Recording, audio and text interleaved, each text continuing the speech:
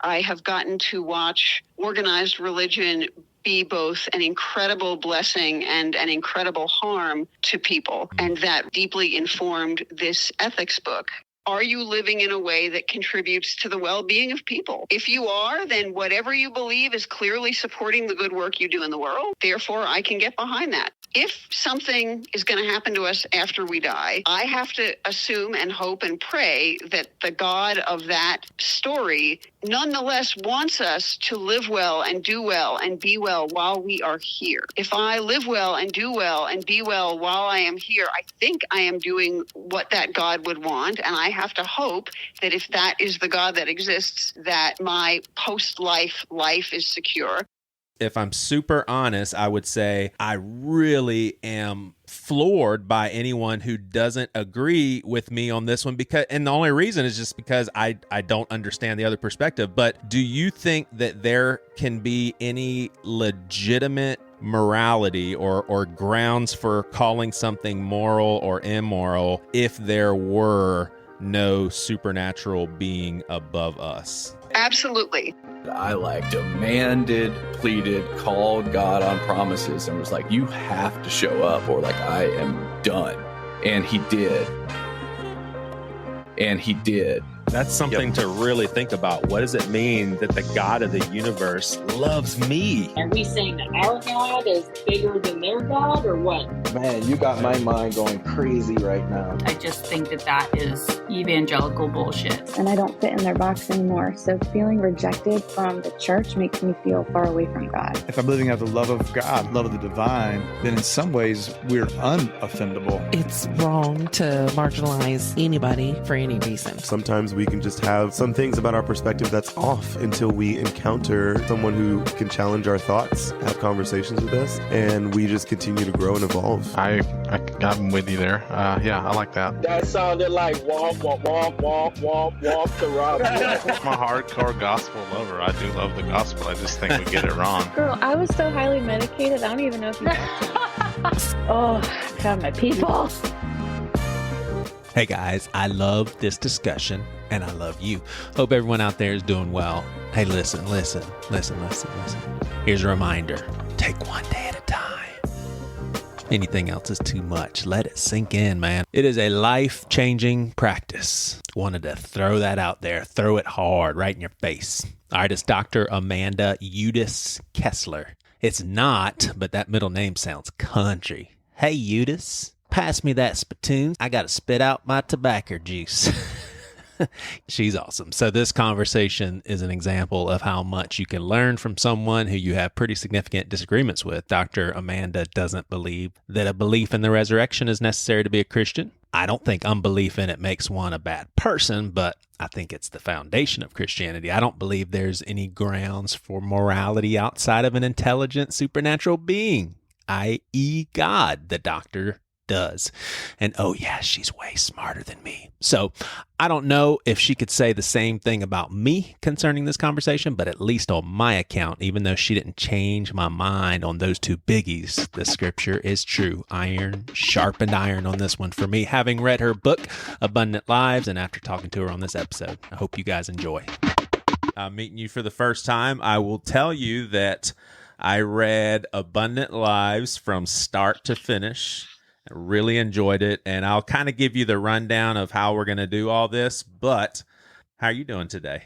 I am absolutely fine. I'm delighted to get to talk to you, and I just want to make this as easy and pleasant for you as possible. Awesome. Well, here's what we'll do. I will ask for you to give somewhat of a snapshot of your story, and I would say mainly personal, spiritual, just to kind of give people a scope of who you are. And then I would love for you to summarize why you wrote Abundant Lives. Here's the approach I'm going to take. So when I read Abundant Lives for the first time, I marked it all up and basically the things that I wanted to bring up to you in an interview. And last night, I simply went through all of those markings. I wrote down questions questions. And so this conversation is probably going to feel like jumping all over the place. I even have some questions I'm curious your thoughts on that are loosely related to the book. But how's all that sound? That sounds great. I want to clarify one thing you just said, Yes. Which is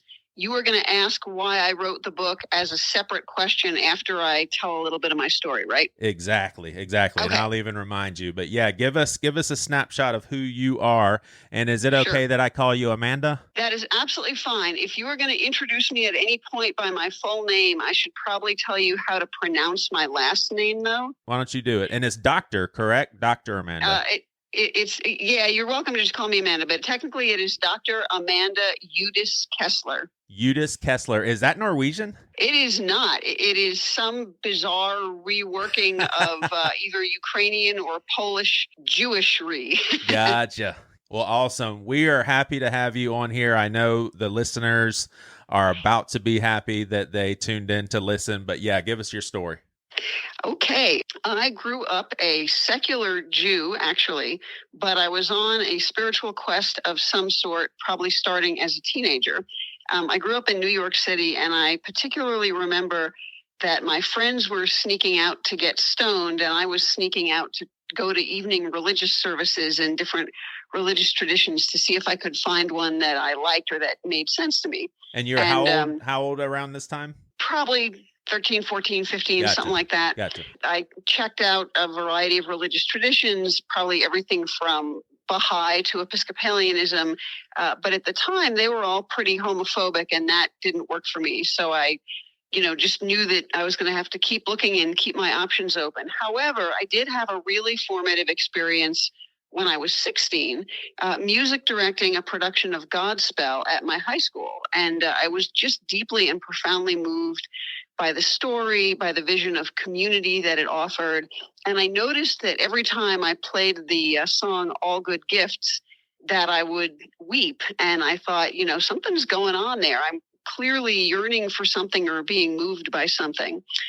So I sort of noted that, put it away, and then wound up going on a long intellectual and academic excursion in religion. So I majored in comparative religion in college, and wound up mainly studying Asian religions and some other kinds. But I did find my way to a Unitarian Universalist fellowship in the town that my college was in.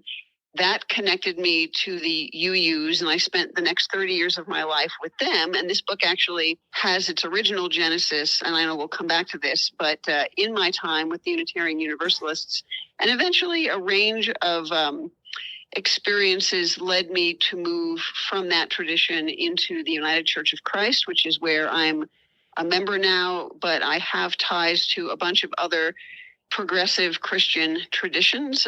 Some of that is because of my writing. A lot of it is because I also write progressive sacred music, which I make available for free for inclusive congregations to use. So I have a whole other music website and a whole lot of connections with progressive Christians through that. Nice. But over the years, basically, what I needed to find in order to be able to enter the Christian story was a way to do so that was not very focused on doctrine, but that was focused on kind of the person and work of Jesus and what he seemed to be about. And as I learned and read and grew and studied and thought, I realized that there was a way for me to kind of enter that story less, again, in the matter of doctrines or beliefs and more in terms of this invitation to live in a particular way, to try to build this beloved community that he would have called the kingdom of heaven, and that in the book I mostly call the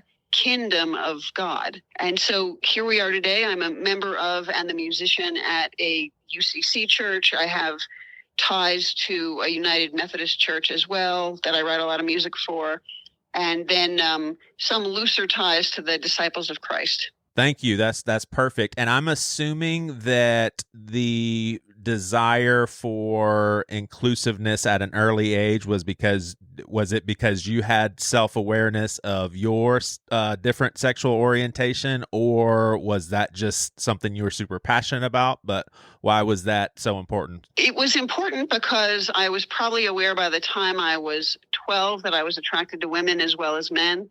Yep. And in New York City, even though it certainly was not as generally welcoming and inclusive as a lot of places are today. I mean, this is the early 80s.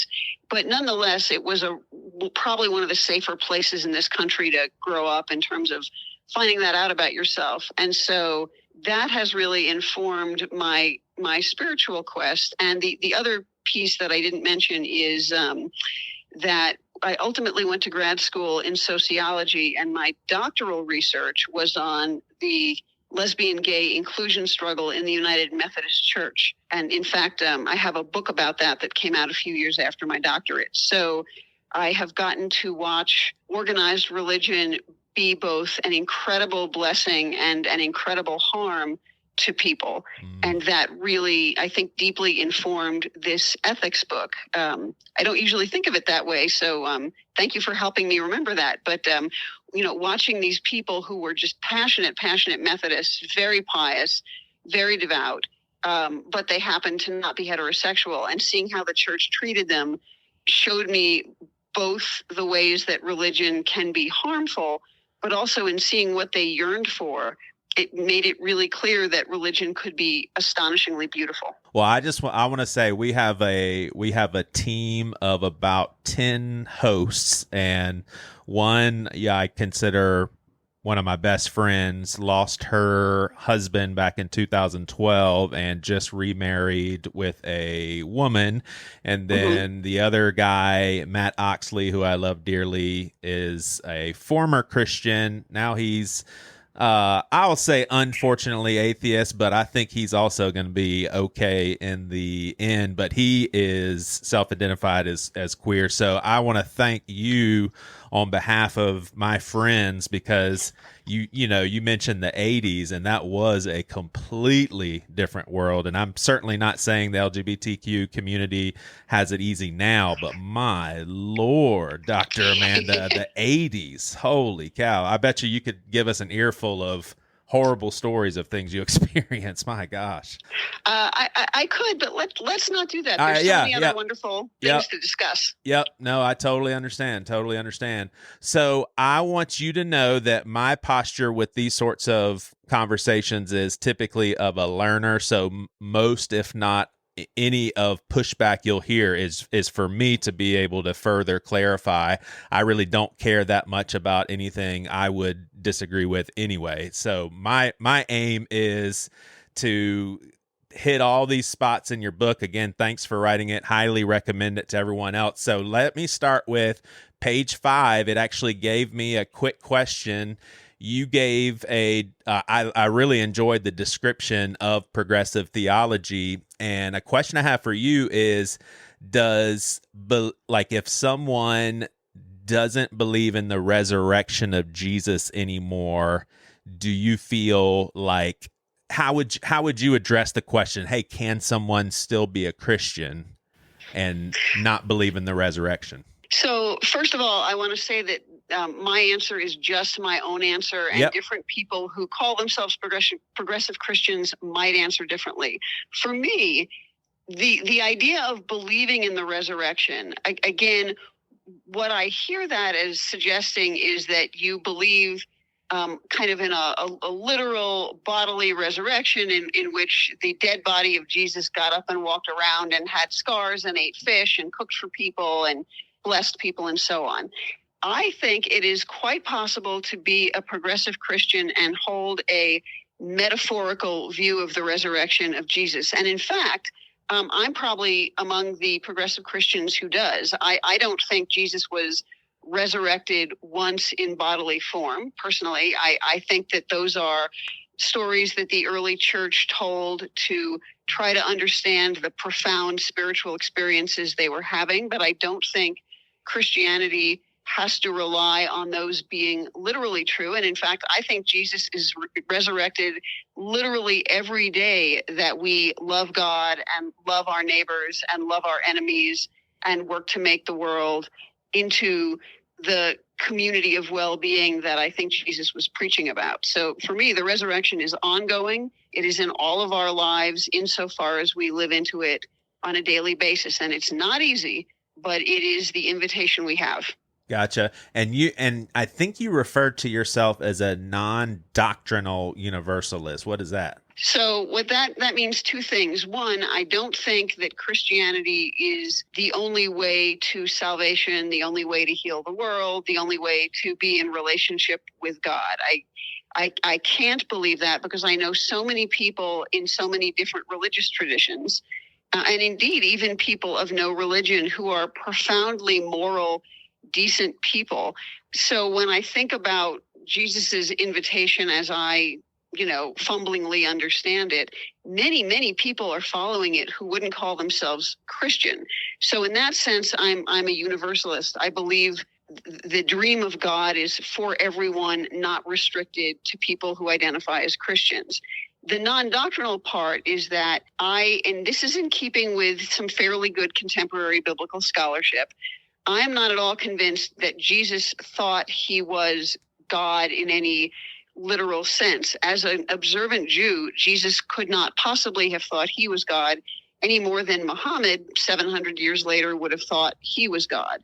What I think Jesus probably did think was that he was the person who was going to restore Israel in some prophetic sense, but not that he was something other than a human being. And therefore, when I think about doctrines, when I think about the Nicene Creed or the various other creeds, I see those, and again, people certainly can differ on this, but I see them as later constructions of the church that was trying to make sense of this experience these people had had. Another thing that's really important to remember is that Jesus's original followers were all Jews, as was Jesus.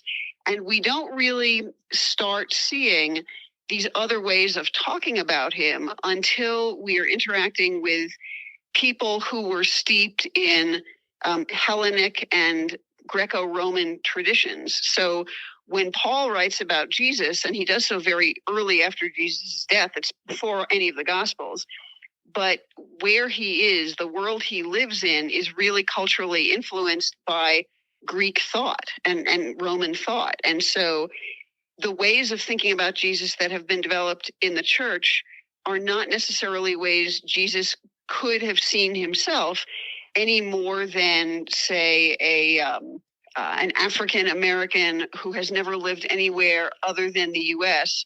probably could not see himself as an avatar of the Buddha. That just would not be part of his culture.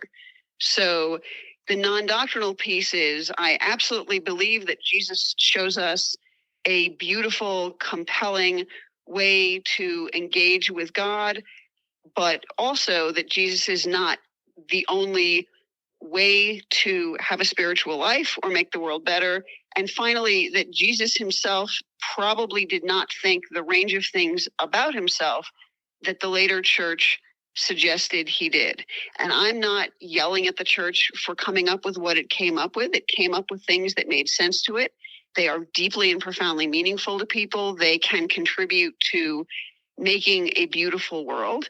But I'm not convinced it is necessary to believe all of them to try to stumblingly live the life Jesus invited us to. Yeah. So, and I don't say this sarcastically at all. Like literally, then what would make Christianity special is the teachings and example of the man Jesus. Sure, but especially his invitation to follow him. Yeah. So the reason I use the word Christian at all, I don't use it in every context because it has some associations and connotations in some places that I don't want to encourage. I mean, I live in Colorado Springs, which is the evangelical Vatican of the U.S.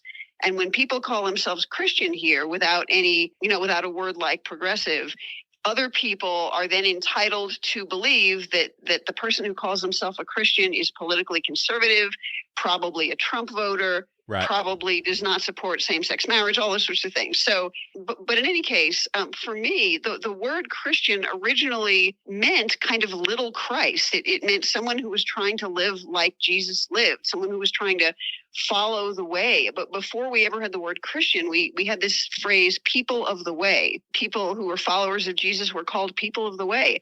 I would love to be able to see myself as a person of the way, a follower of this God-intoxicated prophet who modeled for us how to live, how to die, how to give himself away, and what the most important things were in order to live correctly. Yeah.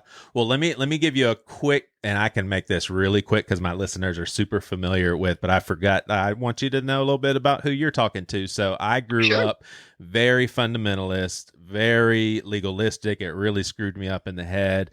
Very conservative, very Republican into my adulthood. And my friends and I started a podcast back in 2014 called Bad Christian. And it just gave me an opportunity to talk to all sorts of people. And I think what was most significant for me was talking to other Christians who were just as dedicated and just as desiring to seek God, and yet believed things that I would have identified as almost heresy at the time. And so my mind either had to point to them and say, well, you're not a legit follower of Christ, or I could be like, take some humility and recognize, okay, I can tell this person is sincere.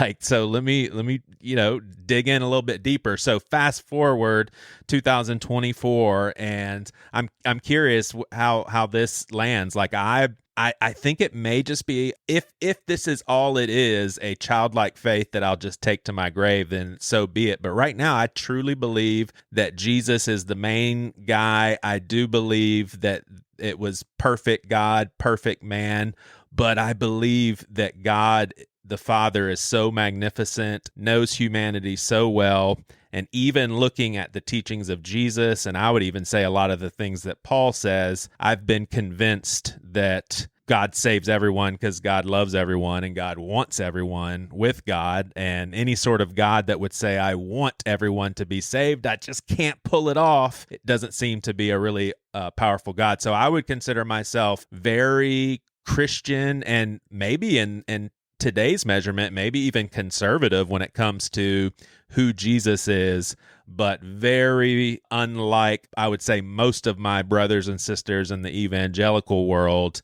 I do not believe that a huge chunk of humanity is separated from God. I think in the end, God wins. You've probably met tons of people like me, right? Absolutely.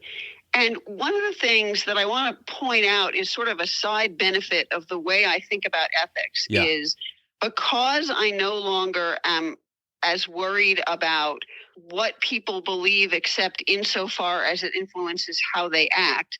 I am perfectly delighted to be in community and fellowship and interaction and friendship with people who believe a really wide range of things. I do not expect most people to necessarily believe the way I do at this point. And so my main question to anyone who, says that they are more, I'll be, generous and say traditional in their thinking is, are you living in a way that contributes to the well-being of people? Mm-hmm. If you are, then whatever you believe is clearly supporting the good work you do in the world. And therefore, I can get behind that. I don't have to agree with it perfectly. And we live in a diverse country. We are not all going to agree perfectly. The question is, can we commit ourselves to both our own and each other's well-being? And if we can do that, then whatever you believe, I wholeheartedly support. Yeah, that's awesome. Yeah, like I think of Matt Oxley, one of the co-hosts here, who's no longer a Christian, and the dude is as loving as any person I've ever met and has very gospel-centered ideas of how the world should work. And I'm like, that guy is doing what God wants us to do. And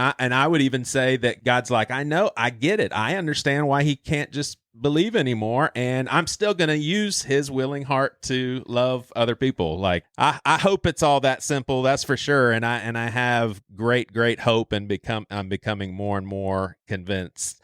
So can I pick the book apart and learn some more from you? I got lots of questions. You bet. Here we go. All right. So on page 41, and some of these may be super quick answers and we can just move on to the next, but you said that I love how this sounds, that people are ethical to the extent that they are concerned about how to act with regard to others' well-being as well as their own, precisely because they know they can easily act in ways that cause harm.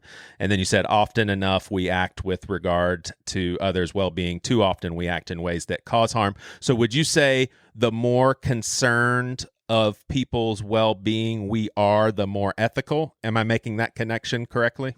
Yeah, I think that's exactly right. I do want to make sure to honor the person who actually said the part about acting with regard to others' well-being, because I'm quoting a sociologist who is one of the rare sociologists who has written much about ethics, a British guy named Andrew Sayer. So I just want to give him his cred there.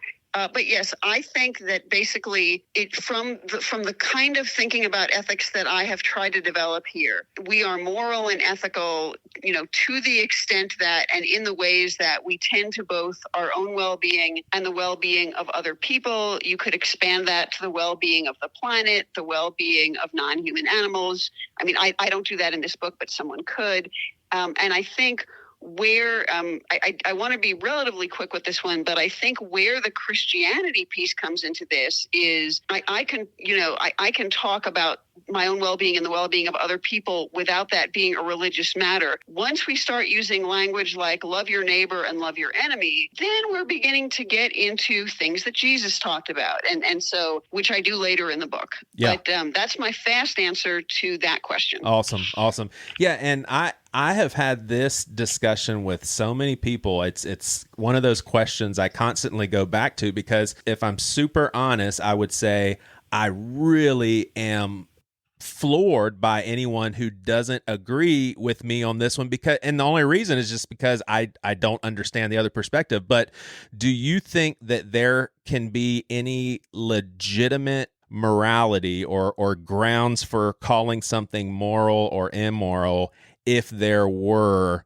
no supernatural being above us? Like, would there be any grounds for morality at all? Absolutely. See, so now I really want to hear what you have to say, and I hope you'll excuse the fact that I don't understand. Like, it just, to me, and I'll make my reasoning brief because I'm sure you've heard it 100 times, but to me, it just feels like if there's no creator, then we're just a bunch of randomly connected cells that are working together. And man, it's great that we get to enjoy some things in life, but bottom line is might as well be a nihilist because nothing matters. and I can't understand another perspective. So try to bring me along with your explanation. I will try. I think it might be hard for me to be convincing, but I will try. Yeah. So do you understand why that's a hard connect for people? Like, does it make sense that I don't get it? I understand it. I understand it intellectually only because I have spent so much time studying religion and religions academically. Yeah. But there's so before I actually answer your question, I want to sort of provide the context that unlike you and the great majority of Christians I know, I started out as a secular person. Yeah. And I entered into the Christian story both late in life and willingly by choice. So I did not grow up believing the stuff you believe about this. I was not socialized. That's a sociology term. I was not socialized or taught or trained to believe the Christian story as a child. And so I have had kind of the luxury of growing up secular, seeing all the goods and bads of secularism, and finding my way through various religious traditions and ultimately to sort of committing myself to this story. So that's kind of the backdrop. Yeah. But I actually believe my approach to ethics works perfectly well as a secular ethic. It does not require any religion. It does not require any particular religion. It works well with progressive Christianity or inclusive Christianity. I think it would work equally well with Buddhism, which I know some about. I think it is very in line with what's going on in progressive Judaism these days. And so on. So, and in fact, I even think I've read a little bit of writing by progressive Muslims, and I even think this would work for them. So to answer your question, or try, the idea that without God, humans would not be ethical presupposes that I don't know a kind way to say this, but I don't wish to be cruel. No, totally. It presupposes that we are only ethical to get to heaven. It presupposes that ethics are a carrot and stick matter, that the reason we should behave well is to reap a reward later. And to me, that's not really ethics on its own. That's not a morality that necessarily stands on its own. Someone who is moral without any expectation of any reward, whether that is other people praising them or getting to heaven after they die, to me, that is a person who's really committed to their morality. I don't actually know what happens after we die. I still remain pretty skeptical about that, as do many progressive Christians I know. But in fact, I don't care what happens after I die. I have an invitation. I have it from various people, but certainly Jesus is an important one, to love God, love my neighbor, love my enemy, make the world a better place now. And the reason to do it is because a better world is such a beautiful thing. I mean, when people are happy, it's so marvelous. When people are able to be creative, it's so marvelous. When people are able to contribute to the world, it's so marvelous. Why would I not want to act ethically in ways that help make people's lives good? I don't care what happens after I die. And in fact, this will perhaps amuse you and perhaps horrify you. But back in my Unitarian Universalist days, I once gave a sermon called Pascal's Wager in Reverse. Now, Blaise Pascal, the philosopher, you probably know his wager. We really ought to believe in the traditional Christian God, because if we believe in God and there is no God, nothing has been lost. But if we don't believe in God and there is God, we're going to hell. And I wrote a sermon and delivered a sermon many years ago in which I said, we're going to flip that. We're going to say, not that we shouldn't believe in God, that wasn't the point of it, but to say we should live ethical lives and make the world better and be joyful and be our whole best selves, regardless of what happens after we die. Because if something is going to happen to us after we die, I have to assume and hope and pray that the God of that story nonetheless wants us to live well and do well and be well while we are here. And so if I live well and do well and be well while I am here, I think I am doing what that God would want. And I have to hope that if that is the God that exists, that my post-life life is secure.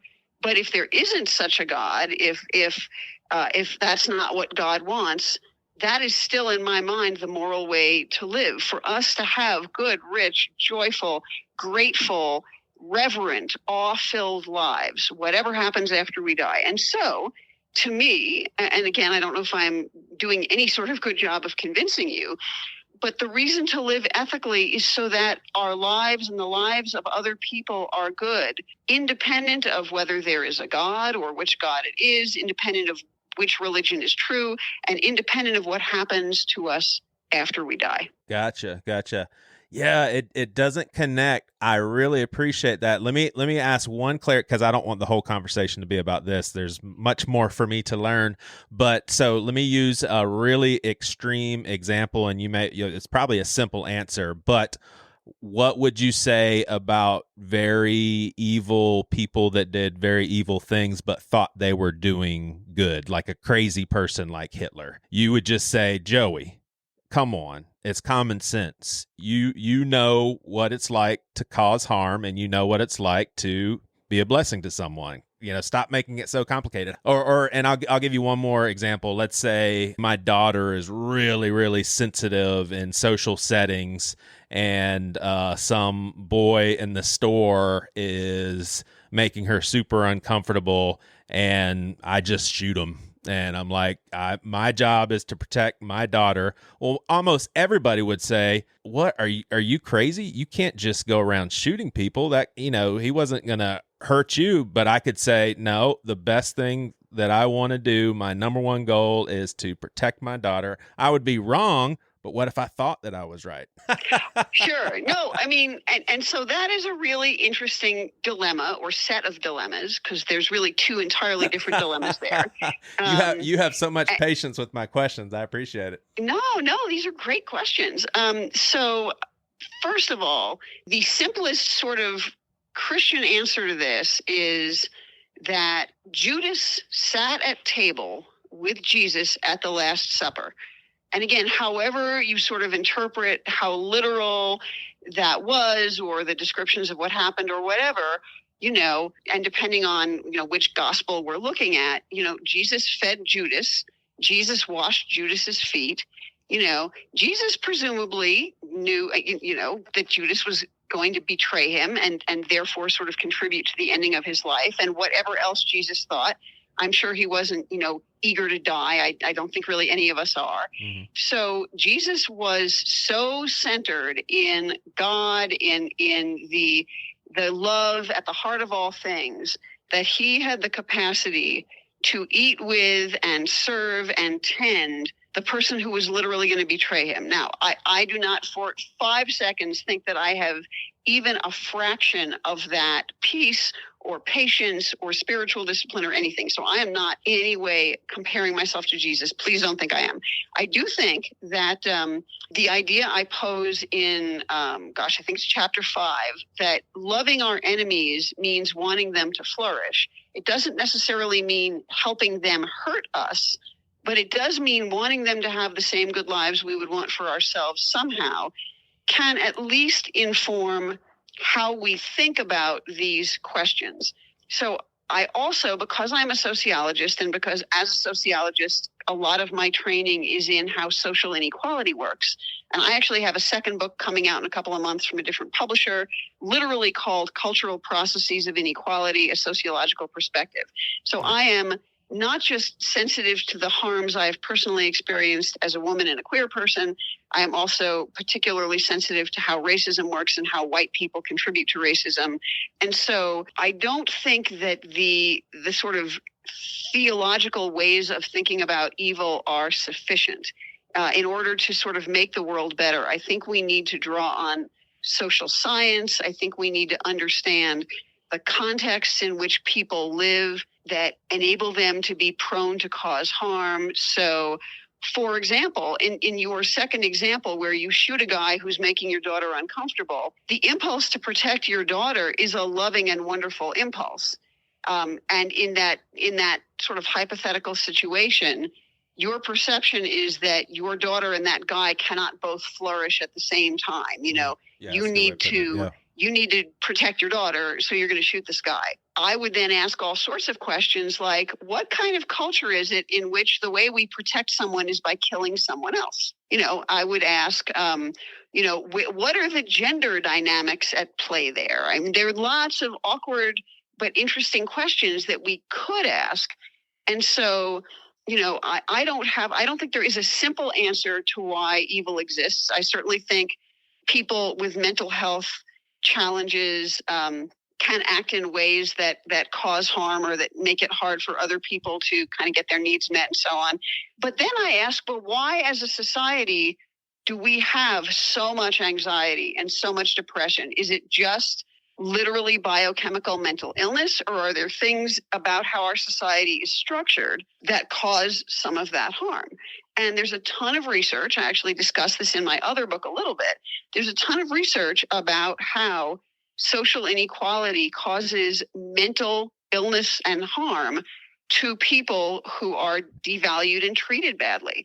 And certainly I look at my own anxiety and depression in my own life, and quite a bit of it is tied to some ways that I have suffered as a female person and as a queer person. So even the question about mental illness, if we structured our society differently, if we loved our neighbor as ourselves, and that would mean we could not really have systemic inequality anymore. quite a lot of mental suffering would probably go away. People would suffer less. And that might mean less mental illness. And that might mean that fewer people sort of harmed other people out of their own pain because they would be in less pain. To me, there's a really generative possibility if we rethought society, but that is really, really hard to do. And so one thing I love about what Jesus did is in his teaching, especially, particularly in his parables and aphorisms, he invited people to think about society differently. I mean, the kingdom of God or the kingdom of heaven, it isn't an ethereal thing in the sky after you die. That would not have been true to the Judaism of Jesus' day. He was saying society could be different. And you know, in a different society, the most devalued people would be valued right up there with everyone else. In fact, they might get the first seats at the table. Imagine that. So there's no possible way to answer this question of yours that wouldn't take hours and hours and hours. But hopefully I have at least complicated things for you a little bit. Yeah, for sure. Now, with the cultural implications that you were referring to, would you say, were you trying to get across that ignorance isn't immoral? Like if someone is doing what you and I would probably be inclined to call evil, if someone is ignorant of it, then they're not doing anything immoral. Was I tracking? I wouldn't actually say that, because that approach implies that morality is largely about intent. And I think the arguments I'm making in my book, which are similar a little bit to consequentialism, which is a strand of ethical thinking. The argument I'm making is that morality is largely in the outcome. If it causes suffering, there is at least something immoral about it. And by suffering, I mean avoidable suffering. So, you know, if someone you love dies, you are going to suffer. There's nothing immoral about that. And in fact, the whole reason you suffer when someone you love dies is because they were a part of your flourishing and now they're gone. So there's some suffering that you cannot avoid in life, or at least from this perspective. But if someone acts in a way that harms someone else, even if they do it with good intentions, to the extent that it causes suffering, it can be thought of as morally problematic. Now, that doesn't necessarily mean that you say to that person, you are an immoral person. I'm not taking it that far at all. But it does mean that we ought to be concerned, all of us ought to be concerned about helping people understand the effect we have on one another. So let's go back to your example of shooting the guy who's harassing your daughter. And by the way, I agree 100% that he should not be harassing your daughter. And I'm very mad at him and dislike him and want him to go away and all of that stuff. But I'm still an asshole for shooting the guy. Come on, man. We can at least admit that. But I don't. But I think shooting him is essentially an immoral act. Now, I think that is an immoral act, whether you think shooting him is an immoral act or not. So in this sense, I think that there is a way of thinking about morality that does not simply come down to our definitions of specific acts. It really, to me, it comes down to, is it helping people? Is it harming people? And then we have to look at the specific situation. So shooting a guy who's harassing your daughter, to me, is, I think we both agree that's pretty clearly over the line. In an ideal world, no one would assassinate Hitler. I'm not saying I'm, wildly, enthusiastically in favor of assassinating Hitler. But I think, one could, in theory, take my approach to ethics and spin it out in a way that says, Hitler has forfeited, once he starts killing people, he has forfeited some of his right to good treatment. And I actually have a footnote in the book about this that says everyone ought to have the opportunity to flourish by virtue of being a human being. However, when people do bad things, when they rape people, when they kill people, when they cause harm, potentially other people need to be protected from them. So that person might need to be, for example, locked up or sort of kept out of general society in some way so they can't kill more people. Now, they're not going to really flourish in prison, but it might be sort of the least bad option to keep them from hurting others. So this is not, I still have plenty to wrestle with about, implications for pacifism and things like that. I'm still pretty new to this. But so in one sense, I think ignorance does not, a bad act ignorantly performed is still a bad act. It still causes harm. It's still tragic. It's still unfortunate. It's still harmful. But I do think that the question is great, because what it says to me is we need to try to educate people about how some of their beliefs or values could be harmful, in hopes that they will change them or not act on them. Yeah, and intent matters. Like, wouldn't you agree? I mean, intent does play into this. If someone says something racially triggering and it is completely ignorance, that's a big difference from the person that gets in the face of an African American and calls them a degrading name. There's two big differences. Well, it is both. It is different, and it's also not different. It's both. So I think it's very complex, because the harm it causes to that African American person is identical, Gotcha. Whether the person was ignorant or not. So in one sense, that African American person is still, there's a magnificent poem, and I'm not remembering who it's by, but it's by a wonderful kind of mid-century African American writer. I'm so sad I don't remember who it is.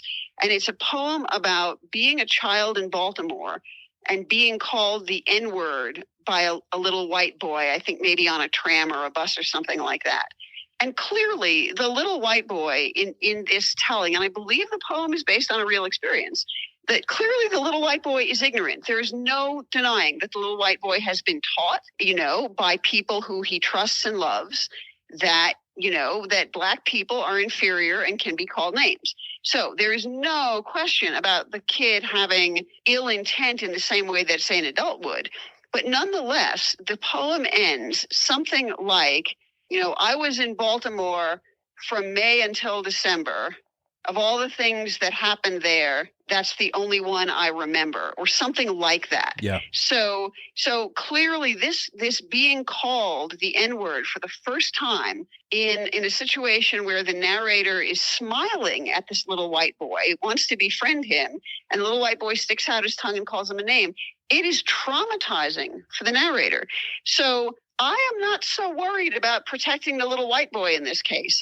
I'm sure there was no sort of adult level intent of malice, but it still caused harm. And so I want us to learn how to not harm each other. Yeah, and I would say I'm speaking from a perspective that can't really understand what we're talking about as far as being a minority, but I think it causes harm, but would you say equal harm? Because it just seems like I'll try to find an example. I'm not very sensitive about my mental health issues, so it's a stretch for me. But I do have a history with depression and anxiety, and let's say I was sensitive about it. If somebody made a joke about depression or used the word flippantly when they didn't really mean the scientific condition, right, that would be a lot different than someone saying, dude, are you depressed again? I mean, come on, man, your life is great. Really, Joey, stop being so depressed. They both may affect me if I'm sensitive about it, but the second person hurt me worse because they were being insensitive. I mean, am I stating the obvious? Again, I think these things are very complicated, and so I'm sorry to sort of keep disappointing you with that word. No, that's all right. You're learning how my mind works. My mind is trying to wean off of the black and white 1 + 1 is 2. Well, so this is a great example of why my way of thinking about ethics is it requires a great deal of knowing what kind of the particular context is to make sense of something that has happened. And it requires what in the religious world we would call discernment. So you clearly, in the example you just gave, you are being hurt as much by the insensitivity of someone who should know better as you are by the specific thing they said. So I think that's a great example of a case where there really is, in fact, a difference. And in fact, more harm was caused in one case than in the other. And I also think that there are situations that might not be perfectly analogous to that. Yeah. So, So that's all. I think it really depends on the situation. I do think that ableism as a kind of broad form of inequality, which can include ableism related to mental health, Sure.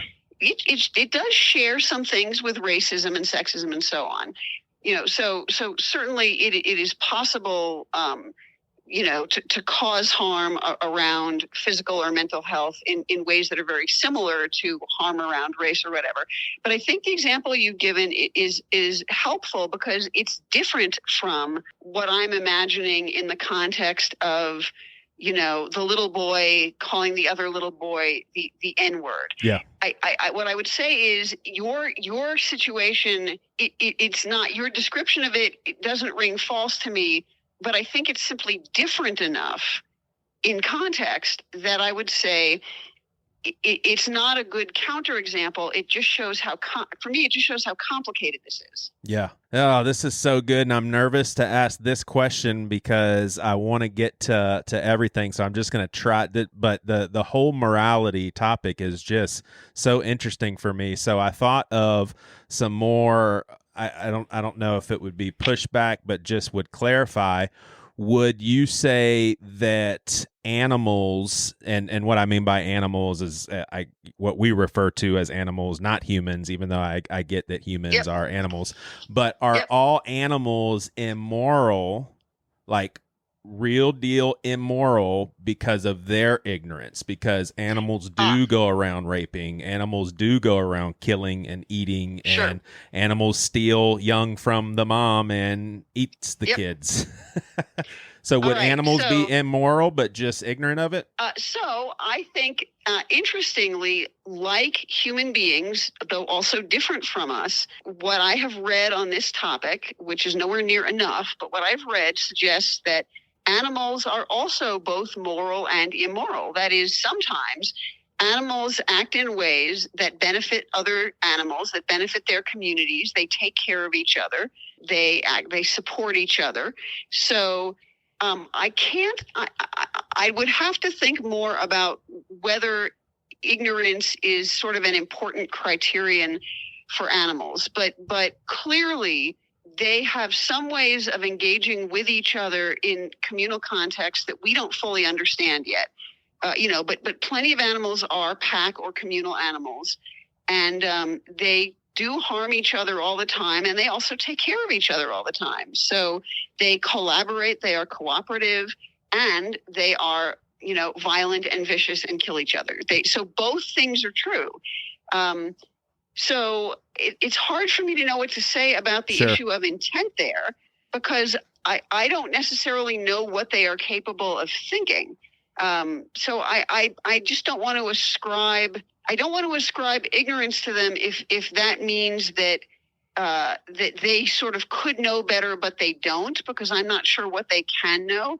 I do know that we are like them in that we have a primitive brain, or lizard brain, or amygdala, and when it takes over our thinking, we act out of fear or rage. We fight or we flee, and so our relationship to them is interesting.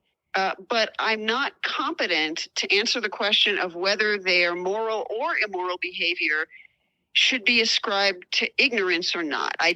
Someone with more training would have to answer that one for you. Yeah. You understand the dots I'm connecting, though, when I asked, right? Yeah, absolutely. Yeah. I mean, you're making an assumption about humans that we can know better, and so the other thing I would say is, let's say someone has pretty significant developmental delays, cognitive damage. Maybe they were born, with a chromosomal or genetic disability of some sort. Anyway, they are sort of biologically an adult, but they have the reasoning capacity of a child. There are people like that. We used to call them the R word, which I don't use anymore, but you know what I mean. Yep. So I think you would have to argue that someone like that can do both good and evil in the world, but it's not clear that their ignorance can necessarily be removed if they're not competent to understand. And the same is true of some forms of mental illness. Now, you and I have both mentioned depression and anxiety in this call, and depression and anxiety do not necessarily block our capacity to reason, but there are forms of mental illness that make moral reasoning more difficult. I think we'd both agree with that. And so maybe someone like that is more like a child or more like a non-human animal, and that they're literally, their capacity to reason is limited. And so their capacity to be removed from ignorance, as it were, is limited. Yeah. I'll tell you, this moved me to tears. Ralph Ellison's quote that you put on page 62, "This is a world in which the major energy of the Black imagination goes not into creating works of art, but into overcoming the frustrations of social discrimination." And then you followed it up by saying, "What a tragedy and what a waste of brilliance and creativity."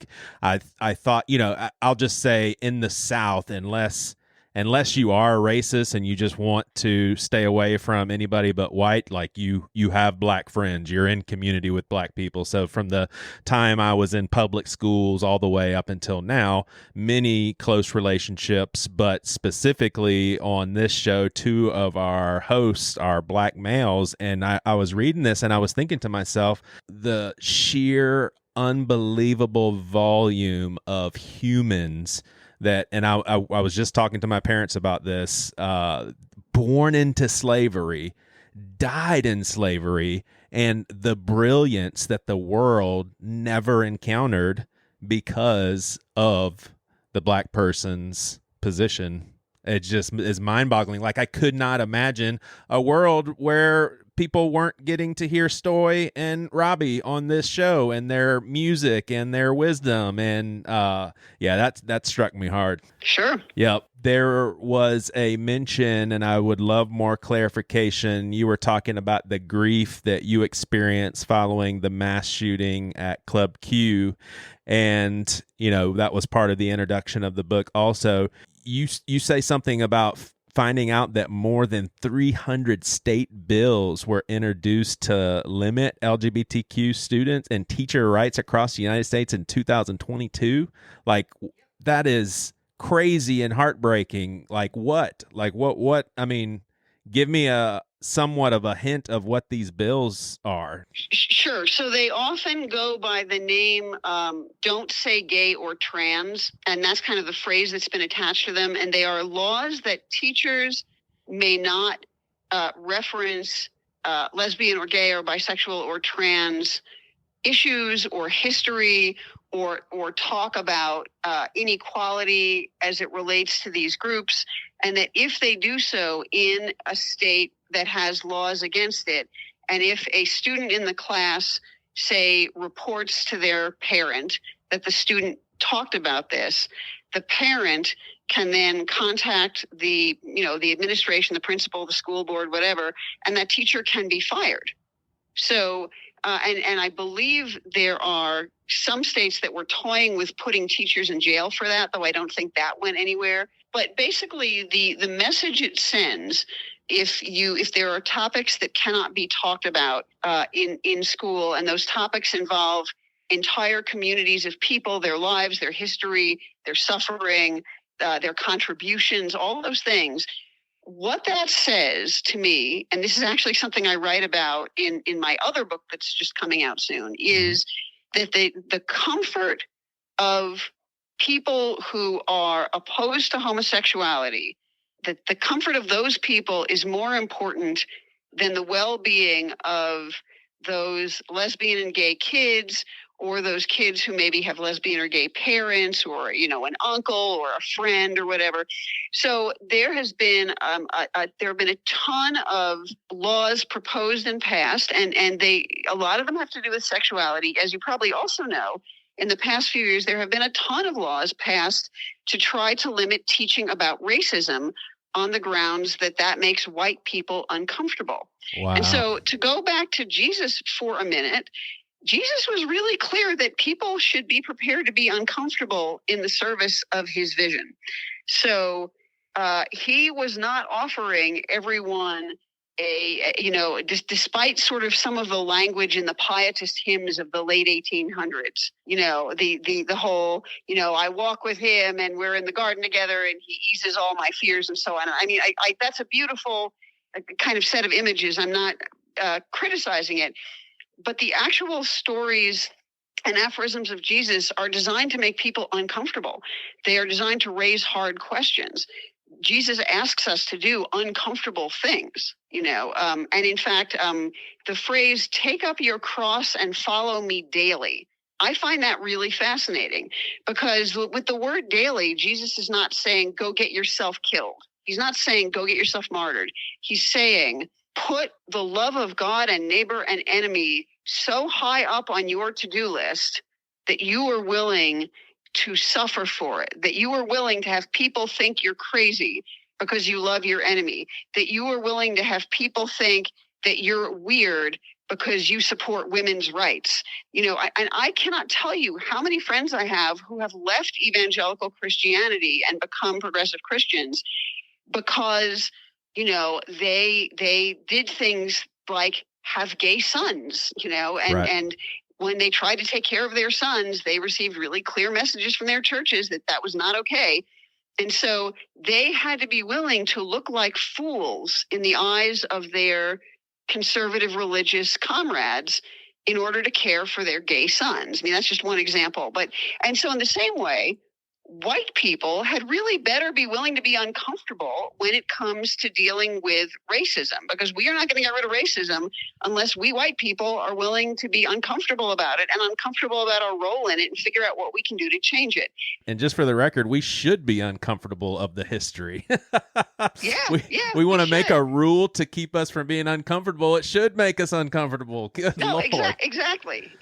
And so you and I agree on that. And I mean, I have never lived in the South, so I'm sure, I mean, we're not going to talk about them now, but I'm sure you have stories that would raise the hair on my neck. Yeah. But to make this a little closer to home and maybe even a little more uncomfortable, men ought to be uncomfortable about how badly women are treated. Yeah. And heterosexual people ought to be uncomfortable about how badly LGBTQ people are treated. So I am very aware that I occupy this middle ground where I have this, my whiteness benefits me every single day of my life. And I am willing to be uncomfortable about that and work against racism. And at the same time, I want men and heterosexual people to be uncomfortable about sexism and heterosexism. And I want them to be part of the solution too, just as I want to be part of the solution around race. And again, it's not that requires a particular religious worldview, but I do think Jesus invites us into discomfort. And in fact, I recently gave a talk about this, and it was called Tidings of Discomfort and Joy. So awesome. This is last question. This is kind of some imaginative pondering of scripture, but given the book and just the sorts of things that you think and teach on, I thought you'd be a good person to ask. So, the parable where, and I might not have the details correct, but I think someone basically asks their two sons or their two workers to go do something, and one of them says, yeah, I'll do it, and then doesn't, and then the other person says, I won't do it, and then eventually does. That, to me, as I have changed in my faith, when I read that parable, here's what it reminds me of, and I'm curious what you think, that the person giving the command could be seen as God saying, hey, go and love your neighbor, go and love your enemy.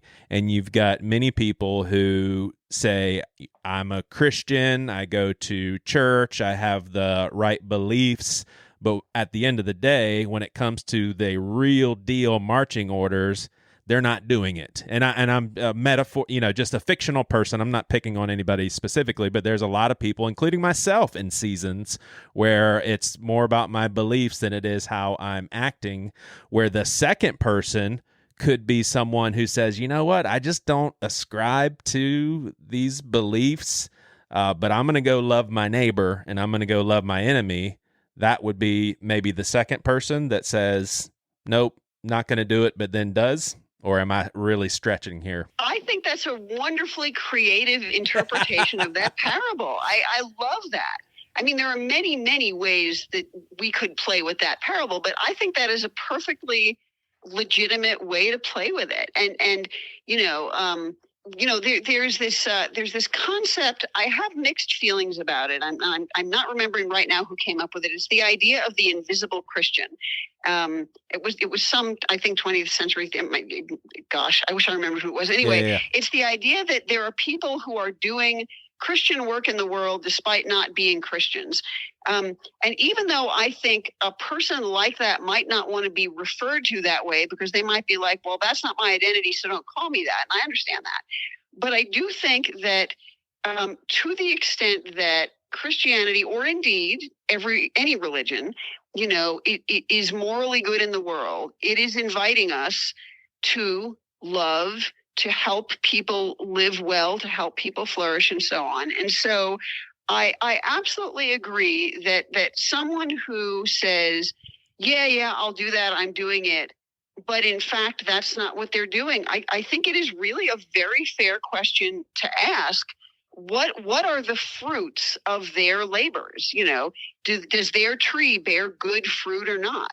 And so ultimately, it can't come down only to what we say. I mean, we can say things that actually themselves do good in the world. Like if we comfort a friend, and then something we have said isn't just something we said, it's actually an action. It's the action of comforting someone.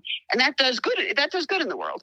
But someone who says, I've got my beliefs in order, whatever beliefs they are, so that's all I need to do. Whatever, that person may or may not be contributing morally to the world in other ways. But the fact that they think they don't have any obligation to go out and actually act, to me means that they are likely to not be doing what they can, to help other people flourish. Whereas someone who says, well, I don't particularly believe in this religion, but I have a really deep sense that everyone ought to have a good life. That person might actually be acting as one of these quote unquote invisible Christians, because they might be doing Jesus's work in the world, even without his name on their lips. And then the last thing I'd remind you about regarding this is the letter of James, which has some pretty pithy things to say about faith without works being dead, which I write about a little bit in the book. So, when you were kind of coming up with your example, I was thinking also about the hypothetical that James gives, which I quote in the book, and I'm afraid it probably wasn't a hypothetical. I suspect that he wrote that passage, whoever wrote the passage, wrote it because he had real life examples of people in this early followers of the way community seeing someone else who didn't have enough food and didn't have enough clothing and didn't have enough shelter and saying, peace be with you, and not giving them anything. And that just torqued James off because it didn't help the person. So I also thought of that when you were giving your example. It's totally fair. And to me, what it ultimately comes down to is, you and I might differ in all sorts of specifics about kind of what we actually believe, how we came to believe it, why we believe it, and so on. But to the extent that we are helping ourselves live good lives, helping other people live good lives, putting goodness out in the world, I'm less worried about our differences than I am about the positive effects of what we do. And the good news, or one version of the good news, is any of us, whatever we believe, we are all invited to be part of putting that good out in the world. Yeah. Oh, this has been great. So Abundant Lives, a Progressive Christian Ethic of Flourishing, Dr. Amanda Udis-Kessler. I said it right? You said it right. Awesome. I mean, it's basically an ethics book. Why'd you write it? I wrote it because I had been thinking about ethics for a long time, and then one day, probably around 2014, I saw this letter to the public that a right-wing media personality had written following the shooting carried out by Elliot Rodgers in California. And he wrote this open letter to the parents of the kids who were killed. And he said, this is in the book as well, he said, I'm sorry to sound harsh, but your dead kids don't matter as much as my constitutional gun rights. And I read that sentence and it just floored me. It stopped me in my tracks. It changed my life. And I read the sentence like 10 times in a row and I went, this is morally horrible. And then I had to ask, why is it morally horrible? And really, the 10 years since that happened have been, 10 years of me unpacking and thinking through my initial gut response that what this guy said was horrible. I think dead children do matter more than gun rights. And I think in this book, I've made some effort to say why that's true, or at least to introduce that.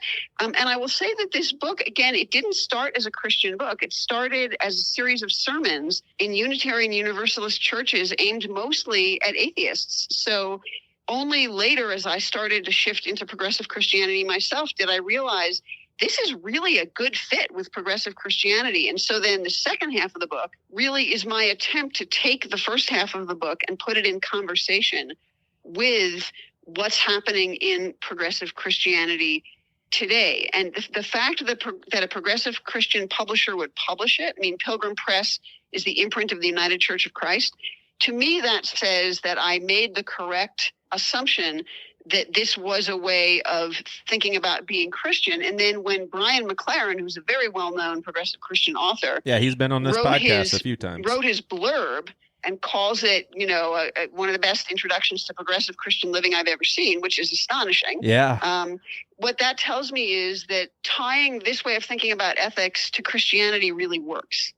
So I could not be happier about it. The book is getting out in the world, and I'm so grateful to you for helping me get information about the book a little further out in the world. Yeah, for sure. Well, thank you so much for your time. I'm gonna let your words wrap up this episode, and this was one of my favorite passages. It says, "Loving my enemies means humanizing them even as they dehumanize me. It means refusing to mock them as they mock me, refusing to devalue them as they devalue me, refusing to harm them as they harm me. It does not require me to forgive them, although Jesus certainly invites me to do that." See, I'd love to ask clarifying on that, but we're going to skip that one. "It simply or not so simply requires me to work for their well-being without any misapprehension that their well-being requires my suffering. The well-being of my enemies does not require my suffering any more than my well-being requires their suffering. If my enemies think differently on this point, Jesus' vision invites me to be confident that they are wrong, that each of us flourishes more fully when all of us flourish more fully." That is beautiful, and I appreciate your time. Thank you as well.